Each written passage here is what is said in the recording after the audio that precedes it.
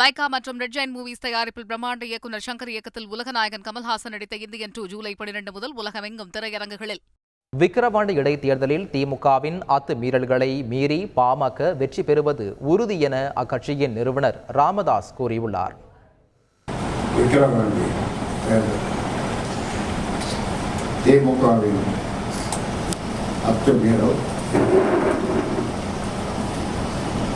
தேர்தல் ஆணையத்தின் ஆரம்பத்தை மீறி பாமக வெற்றி பெறுவது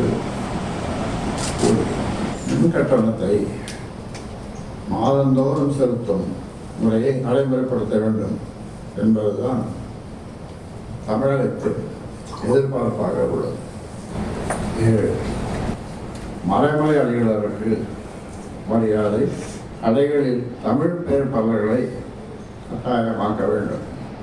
லைகா மற்றும் ரெட் ஜெயண்ட் மூவிஸ் தயாரிப்பில் பிரம்மாண்ட இயக்குநர் சங்கர் இயக்கத்தில் உலகநாயகன் கமல்ஹாசன் நடித்த இந்தியன் 2 ஜூலை 12 முதல் உலகமெங்கும் திரையரங்குகளில்.